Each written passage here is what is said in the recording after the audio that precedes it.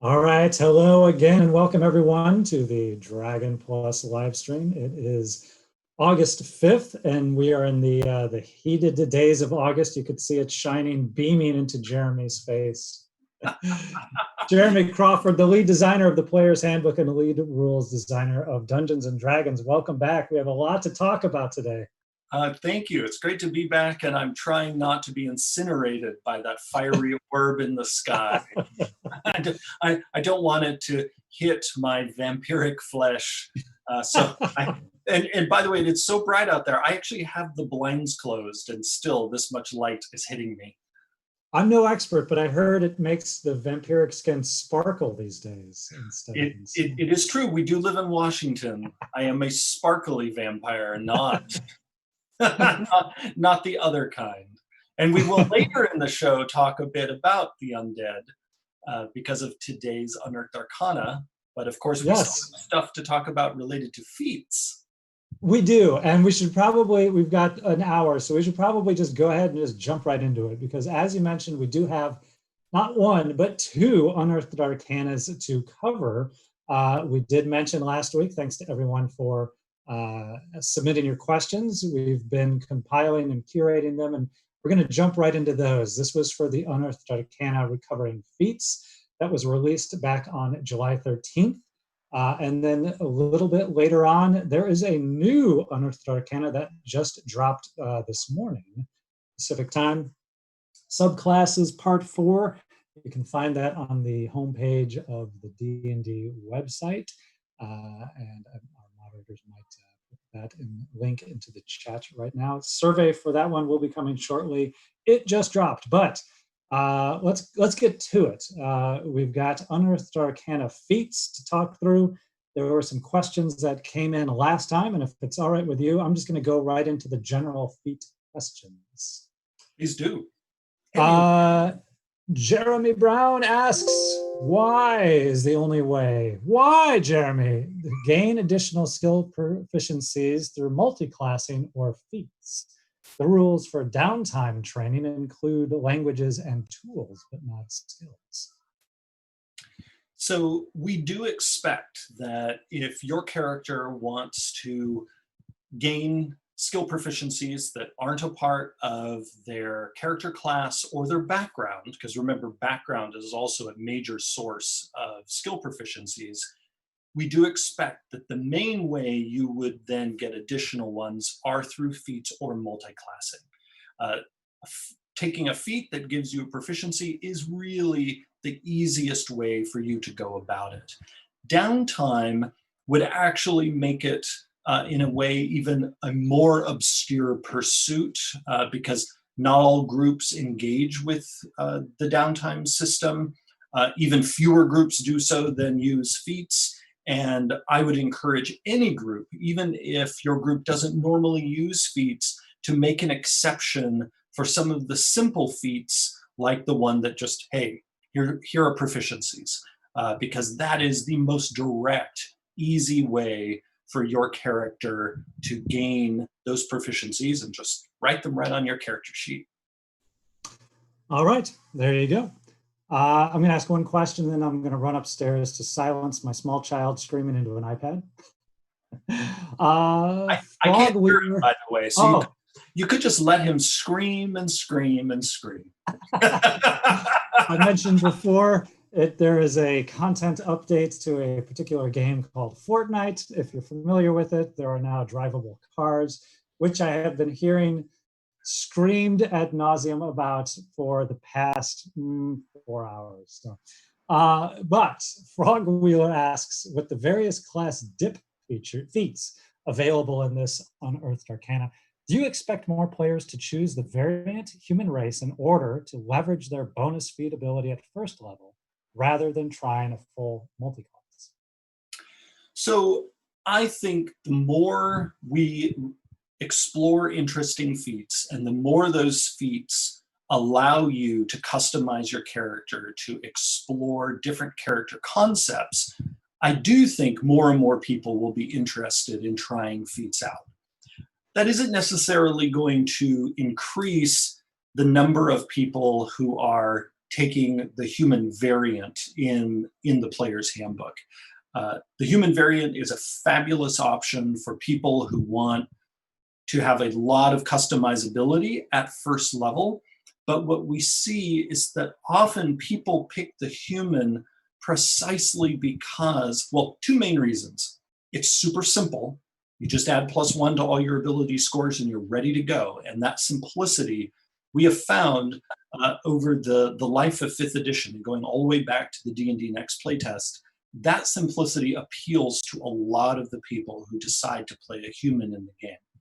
Humans also get chosen a lot because of relatability. We as players are human, and it's often easier for us to relate psychologically to the human character we're playing than the non-human options that exist in the game.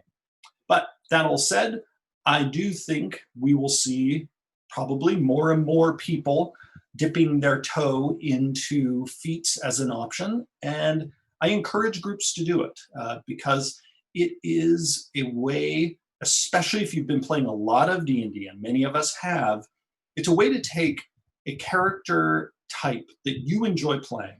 Say you love playing rogues, and you want to play another rogue, and so, because also many of us are like that. You know, it doesn't matter how many of a particular class we've played over the years, we keep wanting to play it.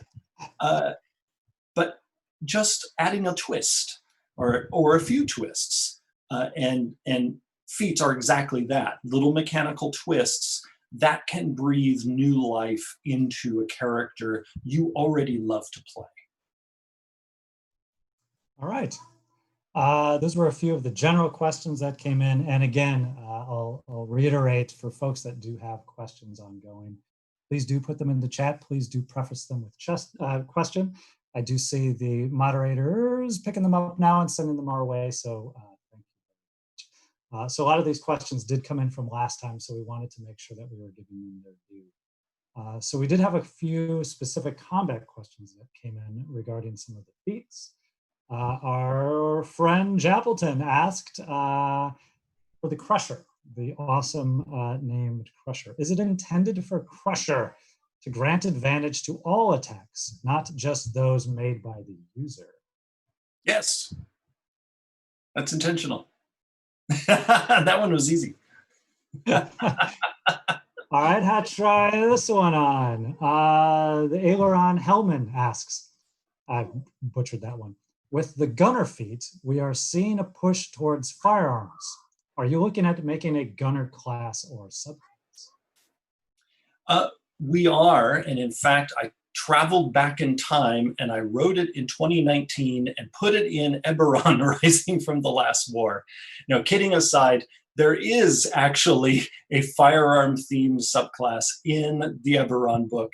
It's an artificer subclass called the artillerist, and a big part of it is actually creating what is called an arcane firearm. So it's already something that we designed, that we had fun putting into the game. And for those of you who haven't had a chance to explore them, do take a look at the firearms rules that are in the Dungeon Master's Guide, because it turns out none of you need any new rules to add firearms to your D&D campaign. They are right there in the DMG. And not only did we include rules for historical style firearms, but we even have rules in there for things like laser blasters. If you really want to get that old Expedition to the Barrier Peaks experience where your characters stumble upon a cache of laser weapons, the DMG gives you the rules to do just that. And I should also say that Eberron is not the only D&D world where firearms are, or objects that are like firearms are appropriate. They can show up, and in fact have shown up in almost every official D&D setting over the last 40 plus years. Yes, I was just taking a look, page 267, 268 of the Dungeon Master's Guide. I've used those rules many a time, running exactly that, Barrier Peaks and Barrier Peaks style adventures. Yeah, and I think I might even have mentioned on a previous episode of this show that in my long-running home campaign that wrapped up at the end of last year, there was a whole group of dwarves that developed firearms. And so in one of our sessions, one of the key scenes was a shopping montage that involved a dwarf shop called simply Guns, Guns, Guns. And the party's ranger walked out of there kitted out with various firearms, and then spent the rest of the campaign making all of his attacks with his guns. You know, it kind of goes back to, it might be a similarity in, you know, hit bonuses to hit and the damage that's done, but it's that flavor that really captivates the imagination of the players. I can't tell you how many times, for the same reason or a similar reason, I've had players that will forego a superior magic weapon because the flavor on a current magic weapon, while it might be lower powered, is just that much more evocative to them. Absolutely. And by the way, I love when players embrace something that in a typical D&D campaign is a little unusual, like being a gunslinger of some kind. It really gives distinctiveness to the character, and it's also one more storytelling tool for the DM. Like in the case of last year's campaign, because it was a horror game, I often got to remind the player that every time he fired off one of his dwarven flintlocks, that the report of the gun firing was echoing through, whatever haunted place that they were in, basically notifying everyone there that, hi, the adventurers have arrived, as the revolver fires again and again. Yeah, it's got to be hard to put a modern suppressor on a flintlock pistol. Yes. Moving on, this came in from an anonymous questioner, but if a character takes one of the feats like Arcane Initiate or Fey Touched and has Ritual Caster, does the chosen spell count as being prepared or in the spell book so it can be cast as a ritual? So a spell that only counts as being prepared, or if you're a wizard, as being in your spell book, if the rule specifically says so. So you really want to look for that word, prepared, or this spell is in your spell book. And if you see that there, then sure enough, it counts as being prepared. But if you don't see that there, then the rules are not filing that spell in the prepared category. That said, it would not break the game if a DM decided to say, hey, wizard, go ahead and scribe that spell into your spell book. That's a great example of in almost every case, a power neutral sort of thing that a DM could certainly allow. Another magic feat question, this from a great band name, potential band name, the Natural Ones. Don't you think metamagic feat is a bit unbalanced? Let sorcerers repick metamagic, which they can't do by default. So the feat itself, it's not unbalanced to allow that flexibility, but I definitely get the spirit of the question, and which is basically, hey, we'd love for sorcerers to just be able to do this in the base feature.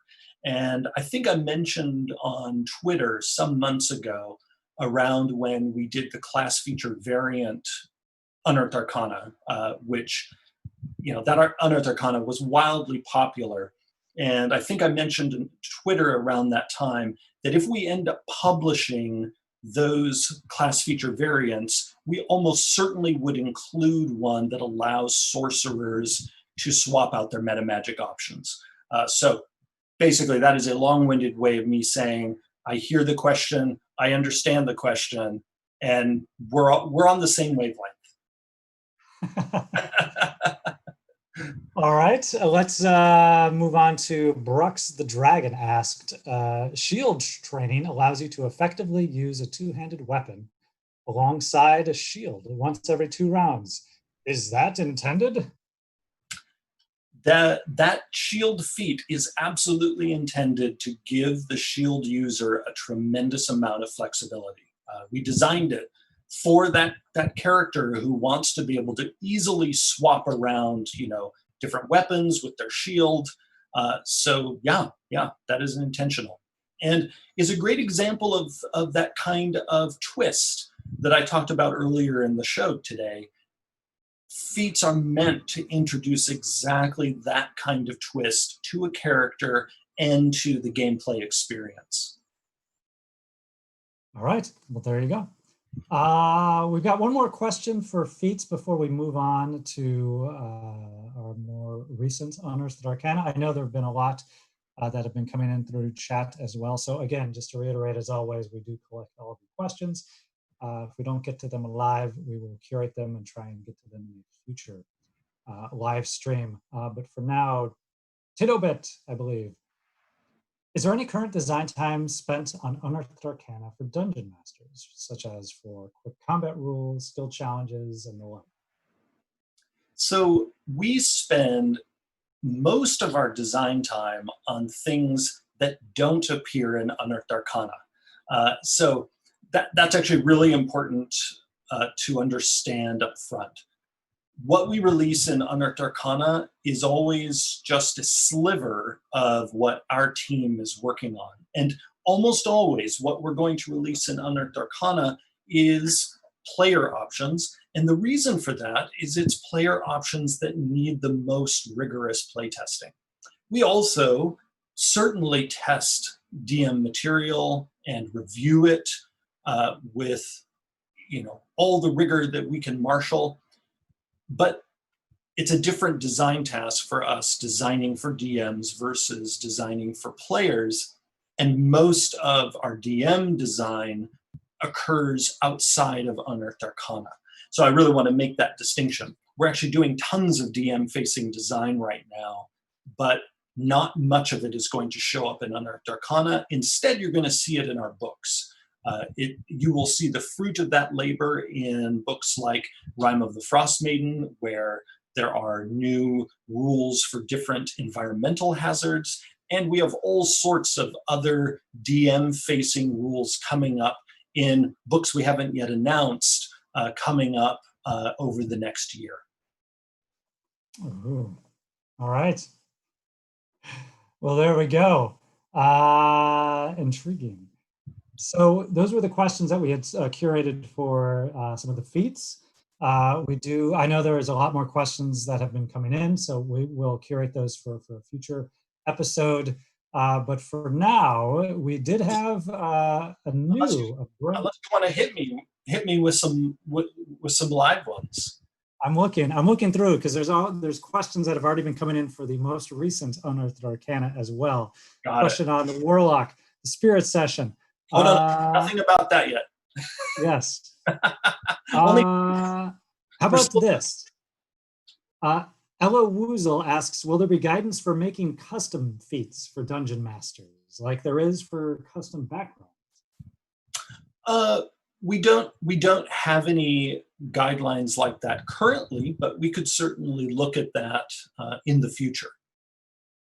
I would say to anyone though currently who wants to homebrew a feat, your best starting point, and really this is true when you're homebrewing anything for D&D, is take something that already exists and tweak it.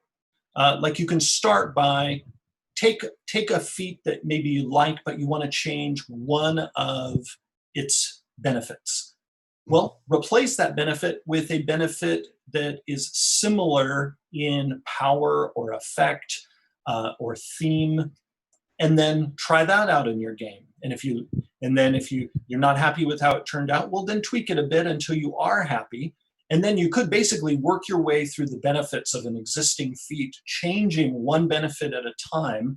And then you might find at the end of it, I have a whole new feat.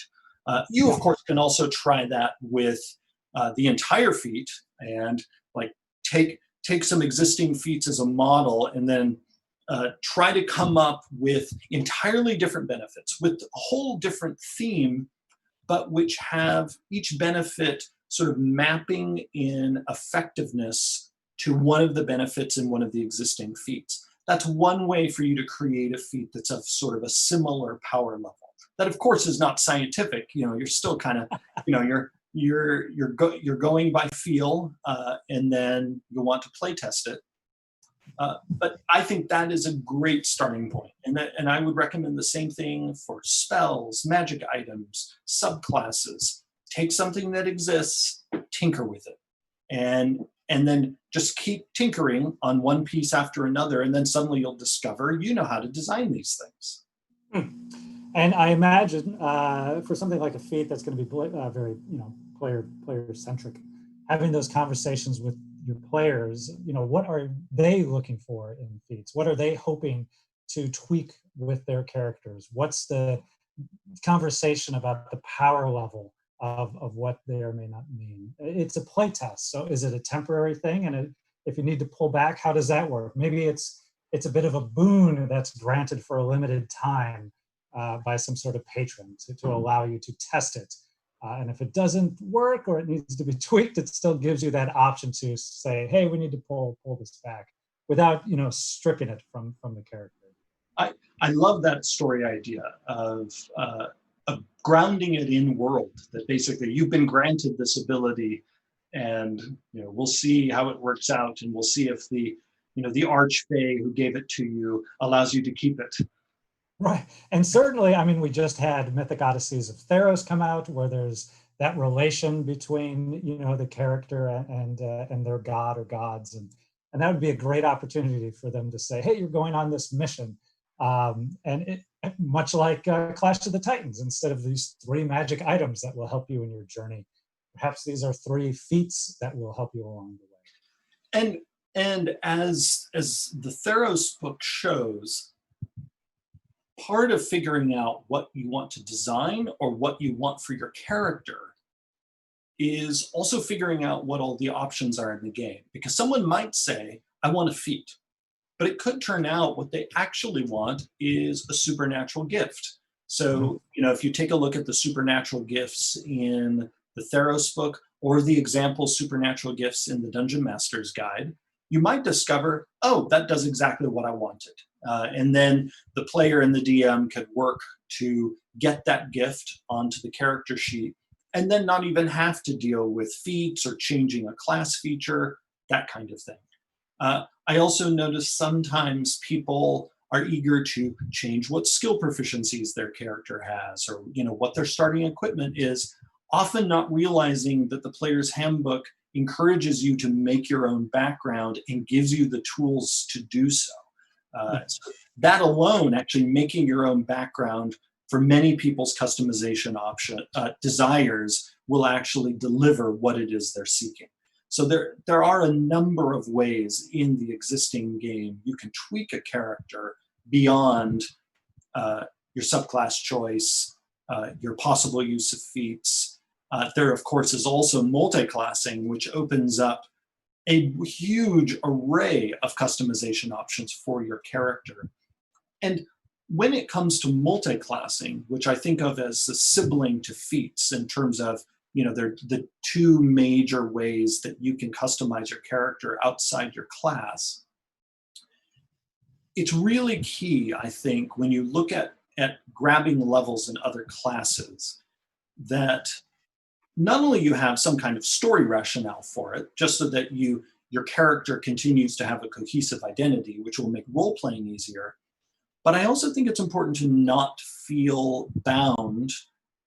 I see Quinn back there. I think it's.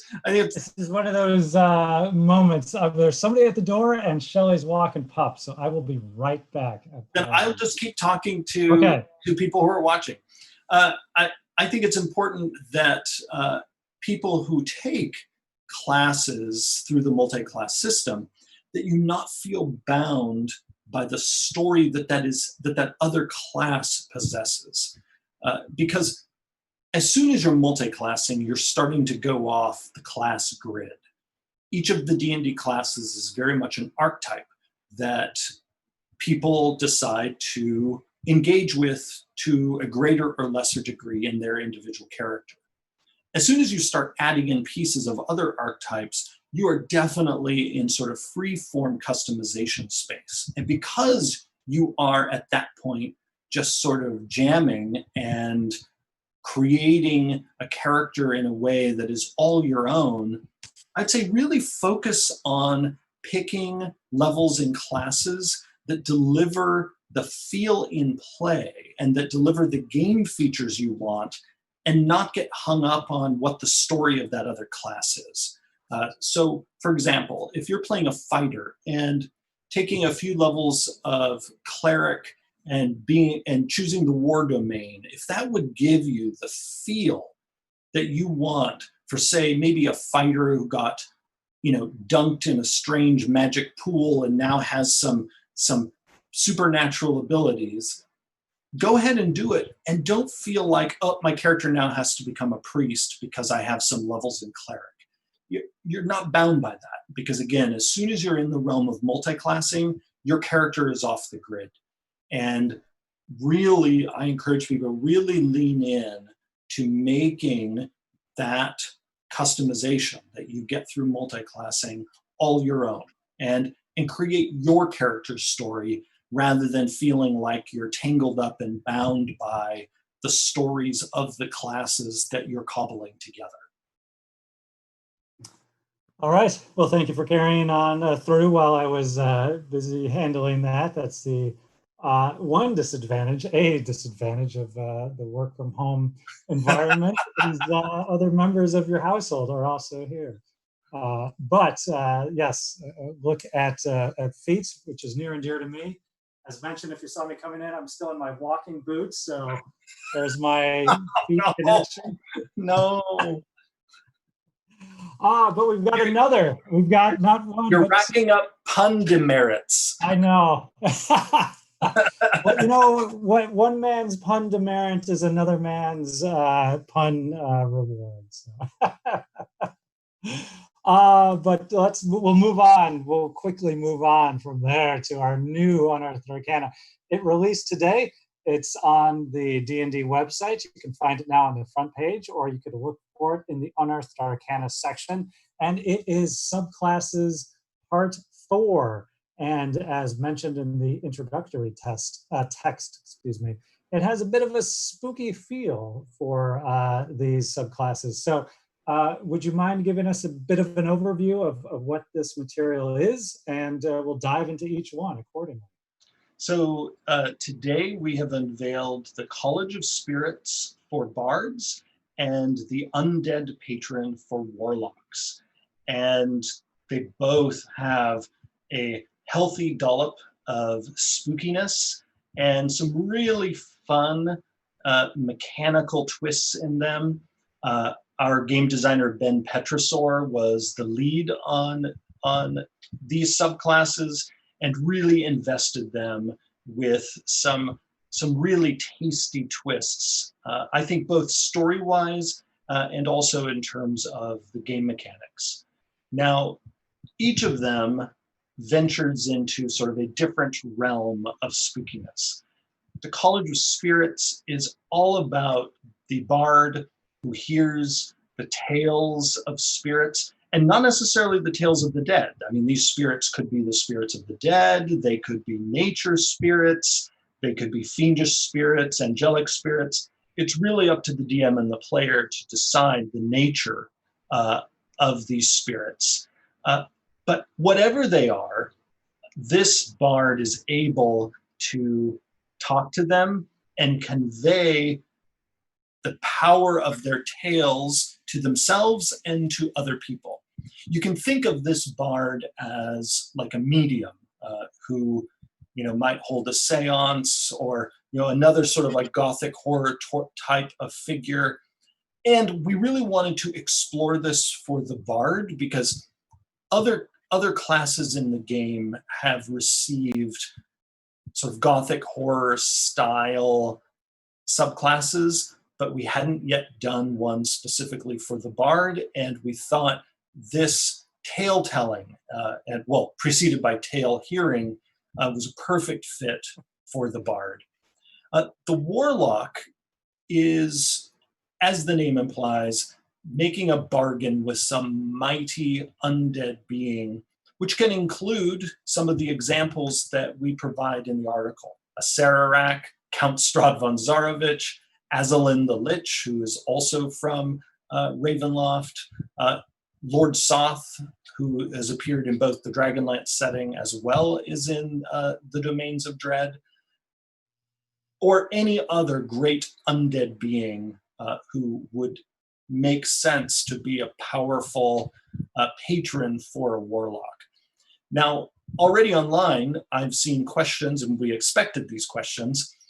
What is the relationship of the undead patron to the undying patron that appears in the Sword Coast Adventurer's Guide?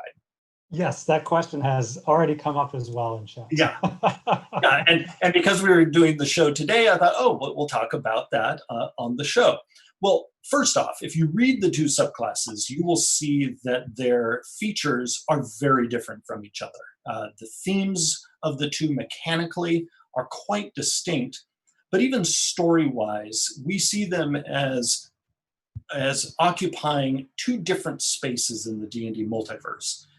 The Undying Patron is all about patrons that aren't just like, you know, Azalin or Strahd, who have defied death in some ways, but most of the Undying patrons are immortal and have never died in the first place. So while the Undying patron could include some undead examples, and in fact we included a few in the Sword Coast Adventurer's Guide, the Undying is not specifically about undeath, whereas we wanted something that just went head first into undeath as a theme for the warlock, because we knew that was something we had not fully delivered yet for the class. And so that is what this subclass is all about. If you have a warlock who wants to serve a lich or a vampire lord or an ancient mummy, and want to have some undead characteristics yourself when you transform, manifesting your patron's power, then this subclass has got you covered. And then the Undying is still there if, say, you want to be, you know, the servant of some immortal being who has ruled over a nation for centuries. That is a much more kind of open-ended patron option. This one is more specific. It is, again, diving headfirst into undeath. I love the potential story challenges, and I do mean that in a positive way, but the potential story challenges of a warlock whose patron might be Strahd, playing through Curse of Strahd, where the party's goals might be in direct conflict with your actual patron. But that can be a lot of fun to play through.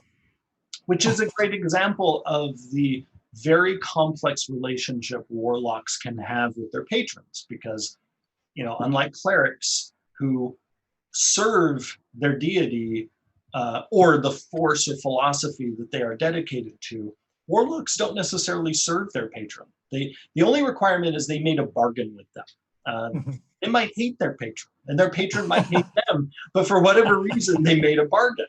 Similarly, you might be buddies with your patron. You might have sort of an on-again, off-again relationship. It's really up to the warlock player to figure that out.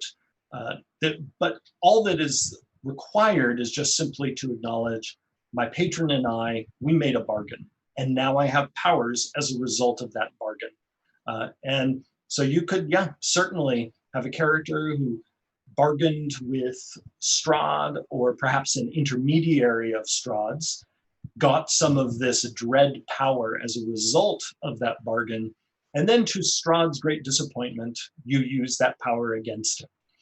And because of the nature of magical bargains, there's a good chance he can do nothing about it. It is a common theme in a lot of folklore in the real world that magical and spiritual bonds are often unbreakable. And so even a semi-divine being, once they have made this bargain, they are probably stuck. And it's like, even when, like, oh my gosh, here's this adventurer whom I gave power to, and now they're using it against me. I was also thinking rather deep, Strahd, the devilish figure that he is, might go the other way, where it's, yes, have this power, get your party together, just to kind of lure them into his domain, and he's able to strike. So by all means, use this power to get as close to me as you can, so that I can then enact my plans against you. Yeah, it could be a part of a very long game, which is certainly appropriate for any ancient undead being, because they've got all the time in the world, and they can play a far longer game than us humans who typically live less than a century. Like, they're going to be around for potentially thousands of years. They can be patient. Well, warlocks continue to be, if not my favorite, certainly one of my favorite classes for all of the storytelling potentials and abilities. But perhaps we'll move back to the bard and go through a bit of the features in depth, so we can talk through what it means to be a part of the College of Spirits. Yes, so starting at 3rd level, when you gain the College of Spirits subclass, you immediately get this ability to cast the guidance cantrip, which is not a cantrip bards normally get. And we put this here because we thought it would be appropriate, given the theme of you playing a bit of a medium, that you hear whispers from beyond, and you are able to use this ability to aid people using the guidance cantrip.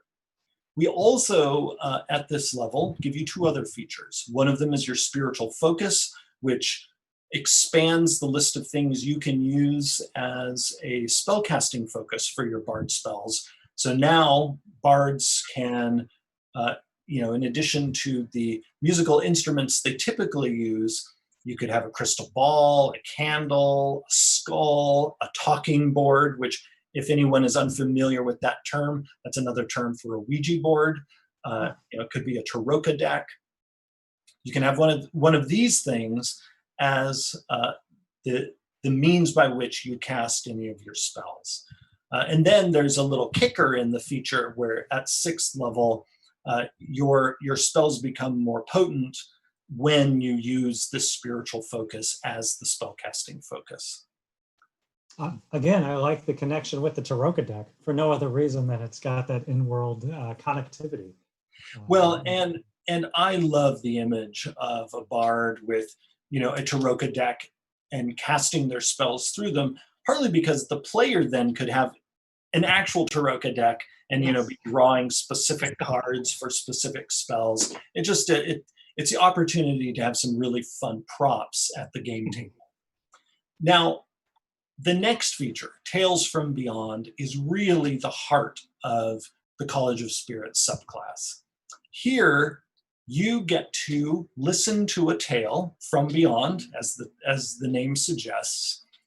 You roll on a table using your bardic inspiration die, and the result gives you a tale, which you can then pass on to somebody else, giving them a spell-like benefit. Because each of the benefits on this table is, in terms of effectiveness, like a little spell. One of the things I love about how this worked out is, because it's based on your bardic inspiration die, which gets bigger over the course of your adventuring career, it means the die itself unlocks the more potent features on the table, because we put the most powerful features on the top end. So we didn't even have to put in level requirements for the bard. The bardic inspiration die itself enforces a level progression on the types of tales that you can hear from beyond. That, I believe, answers a question that had come in from chat as we were speaking about the main reason to roll on the table, whether it was for balance or for flavor. So it sounds like a bit of a both, but for balance, certainly too. Yeah, this is a great example of the game mechanics and the story working together sort of in perfect harmony, because we wanted this feel that you are reaching out to the spirit world and you don't necessarily know who's going to respond. This is it's like you've seen it in many movies that involve, seances and whatnot. It's like, be careful.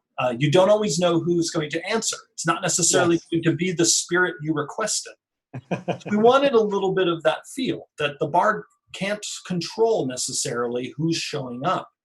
But then we also wanted there to be a progression so that there would be an advancement of sorts where you get to hear sort of more interesting tales from spirits who can give even more powerful effects that can then be conveyed to yourself or to other people. And it's more. Oh, sorry, go ahead. No, go ahead. I was just making this silly analogy. It seems more pertinent than ever in these days of Zoom calls, right? I have the password on it so nobody Zoom bombs your seance. Right. Very similar risk. Right. Who is that who just popped in? But if that happened, we have Pelham here ready to perform an exorcism. Ooh. I paused because it looked like Pelham was going to say something. I was like, oh my gosh, there's going to be a ghost. Yes. So after Tales from Beyond, this bard gets the Spirit Session ability, and this allows you to gather together with a group of people, hold a Spirit Session, and gain magical ability as a result. And this is another fun one where story and game mechanics are working together in a wonderful harmony. Thanks again to the great imagination that Ben Petrosor brought to this, where the number of people involved in the ritual determines the level of the spell that you now gain the ability to cast. So again, that's really, really neat connection there. And then the subclass culminates with you being able to use your Tales from Beyond ability more often, because if you're willing to just accept the lower level effects, you can roll a d6 that does not expend your bardic inspiration die. So again, you get a lot of flexibility unlocked when you hit 14th level in your ability to reach out to the spirits. I also love the flavor of that, the number of participants helping increase the power. So there's that sort of added story incentive of not just your party members, but who else can you pull into the ceremony? What other NPCs? And that's an NPC interaction now that comes up where we really need you to join this ceremony. Please trust us. It'll be, but then, you've got another role-playing possibility there to include. And they get to pick any divination or necromancy spell, even if it's not a bard spell. So this is a way for the bard to, reach out to the spirit realm and get a necromantic or divinatory ability that they wouldn't normally have access to.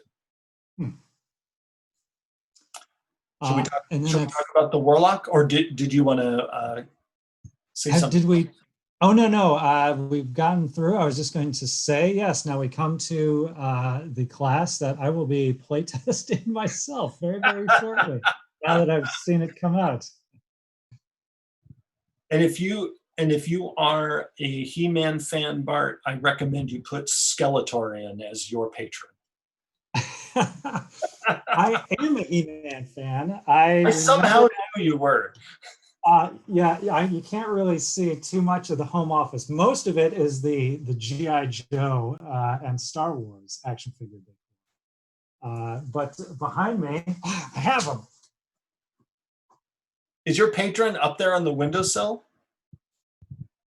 No, but I do have.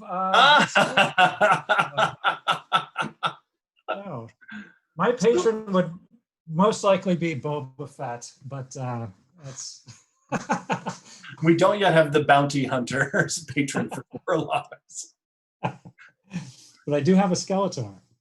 Awesome. So yes, your warlock who serves Skeletor will be able to, with this undead subclass, gain access to an expanded list of spells, as is true for all of our warlock subclasses. I love seeing them there.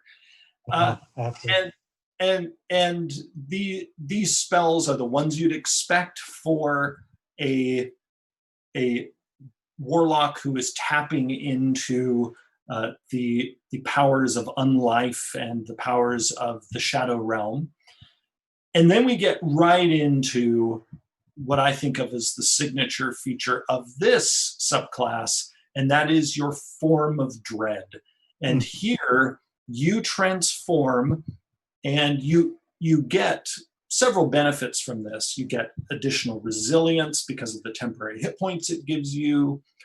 You can strike fear into people, and you also are yourself now immune to the frightened condition. But in addition to getting these game effects, you are encouraged to describe how your appearance changes, and that change should echo some quality of your patron. So you could imagine if, say, your patron was Skeletor, your face might suddenly become skull-like, or if you serve Strahd, you might become sort of deathly pale, and maybe sprout little bat wings that maybe are too tiny to actually do you any good, but it's obvious you are some kind of vampiric being while this transformation continues. I could never understand Skeletor's physique. If he was a skeleton, then why was he so muscular? But if he had muscles, then how did he only have a skull for a head? But you know what? The aesthetic works. He's a memorable character. Well, and I have sometimes wondered, is the skull just a mask? Or is it true that maybe he is just a skeleton and he's just wearing a muscle suit? Either way, it doesn't make a lot of sense. But he's a spellcaster, so at the end of the day, we can just say a wizard did it and move on. There you go. At sixth level, your connection to your undead patron in this subclass starts transforming you even when you're not in your form of dread. So here, when you become grave touched, you no longer need to eat, drink, or breathe, which for me would be very unnerving because it's like I like to eat, drink, and breathe, but this certainly makes your character able to survive in all sorts of adverse conditions. And this allows you to have a little sort of necrotic damage kicker on your attack rolls. Then we move on at 10th level to a feature called Mortal Husk. And here you gain resistance to necrotic damage.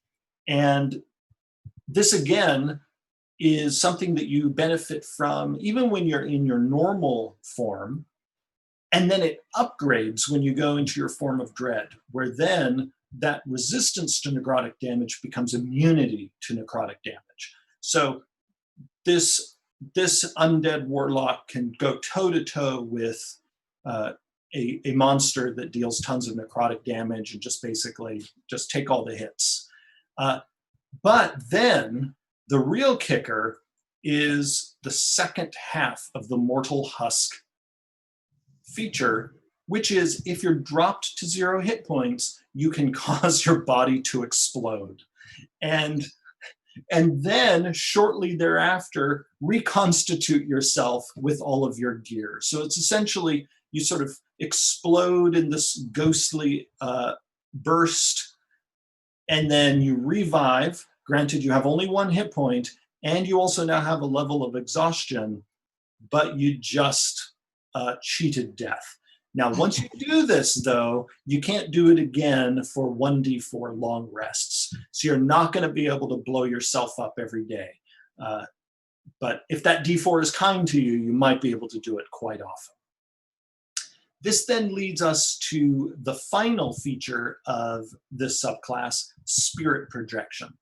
So in the previous feature, you were already sort of gaining this ability to have your spirit leave your body, in that case, your exploded body, and then return and have your body reconstituted and weak.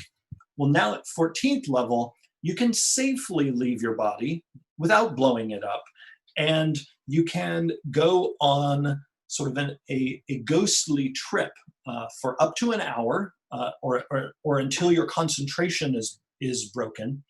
While in this spirit form, you gain resistance to bludgeoning, piercing, and slashing damage. You are able to cast conjuration and necromancy spells with even greater facility, meaning you, in this case, don't need verbal, somatic, or material components. And you'll also get to fly while you're in this form. You also get to move through other creatures and objects. And you can also, if you're in your form of dread, you can sort of siphon life from people you harm. So this is a really good feature, which is why it requires concentration.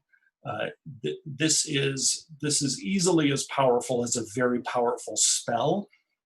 In the initial design of it, it did not require concentration. And in doing our final review of this material before sending it out, we thought, okay, this is just too good to just turn it on and be like, woo, and now I can also cast concentration spells, etc. It's like, no, you can do this, and you can do this for up to an hour, meaning you could fly pretty far with your fly speed and your ability to pass through creatures and objects. But if something ends your concentration, or if you cast a concentration spell, this effect will end. But while it's in effect, oh boy, is it awesome. Yes, and again, I really enjoy the story challenges and potential of, okay, your spirit has left your physical body, which gains a certain degree of protection, but your physical body is still there. And yes. Yep. What do you do with it? Are you hiding it? Where do you hide it? Are you guarding it? Who's helping you? And yeah, that is an important point, that it isn't that you sort of discorporate and fly around as a spirit. No, your body is still laying back there in suspended animation, and you better hope somebody doesn't cart it off. How did my body get in this fridge? And then well, right. Are we putting him in a bag of holding so nobody can find it? Is his familiar going to be with the body so that he make sure that nobody approaches it? But yeah, again, the story potentials and challenges are great. Well, because when the projection ends, you decide whether your spirit returns to your body or if your body teleports to your spirit, and then the two reunite. So the risk, if you return to your body, is, again, unless somebody was guarding it, you don't know where your body is anymore, because in the last hour, somebody might have moved it. Right, or imprisoned it, or done something where it's dangerous to return to your body. It's a great mini quest, right? You've got an hour now to figure this one out. Yeah. All right, so there we go. Again, we've got the newest Unearthed Arcana, which Jeremy has been covering this week, is available for playtesting now. It's available now on the D&D website, so please do give it a try. It has the College of Spirits from the Bard and the Otherworldly Patron feature for the Warlock. The survey for the Unearthed Arcana will be going live shortly. I can imagine it'll be ready in a number of days, and when it is, we will publish that on the website and link to it as well. And the Feats survey has closed, so thank you everyone who gave us feedback on the Feats. super, super helpful. And I can say that the community was very happy about that collection of feats. The overall satisfaction scores were very high. All right. Well, again, shout out and a thanks to everyone who is taking the time to not only read and review and playtest the Unearthed Arcana material, but equally critical, completing the survey so that the feedback does get back to us and the team so that it can be taken into account. As always, it is super helpful, and thank you to everyone who is taking their time out of their schedule to do so. Yeah, yeah. That the feedback is as always invaluable to us as we dig into not only improving what we are presenting now, like what you see in the most recent Unearthed Arcanas, but the playtest feedback is also a way we see where the community wants us to go in the future. And so it's extremely valuable for us, both present us as well as future us.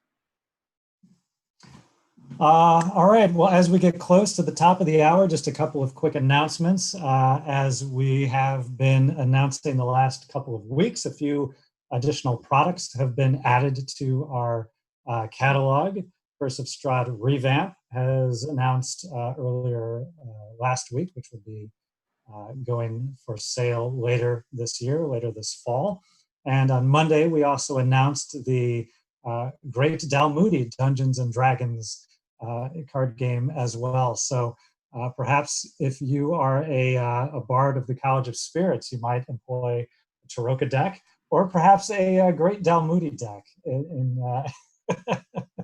Oh, and that Great Dalmoody deck, the art on it would actually be perfect for a Gothic horror game and for a College of Spirits bard. It is. The artist did a great job sort of flavoring it in a unique and compelling way. Again, go to the D&D website, go to the product page for the Great Dalmoody, and you can see every one of the card images. IO9 also did a preview where they covered the game and also spoke with the artist as well, which was nice to see.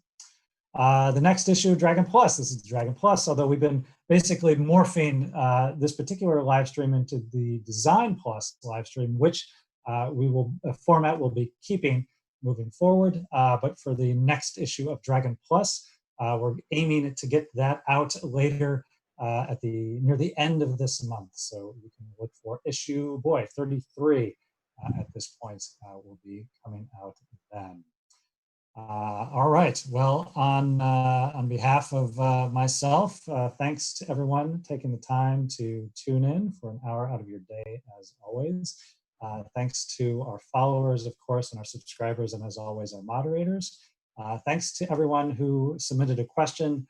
As mentioned, if we did not get to it today, we do curate them. We'll look to get those up in a future conversation. And thanks to Jeremy Crawford and Pelham Green on the spirit side as well, unseen. Thank you, Bart. It's fun as always. Absolutely. All right. Well, enjoy the rest of your days, everyone. And we will be back. We will be back in a matter of time. We'll see when that gets announced. And yes, on behalf of Skeletor, I'm going to be diving into creating my new Warlock character. As mentioned to Pelham, I have a D&D game now on Tuesdays, on Wednesday nights, and on Thursdays. So between one of those, this Warlock is getting play tested. And I hope you will talk like Skeletor the whole time. Oh my gosh, if the voice could possibly withstand that rigor, I don't know. I'll need a filter. Some sort of filter would help. All right. Well, thanks again, everyone. And we'll be switching over here. So we'll see you next time. Thanks again. Bye, everyone.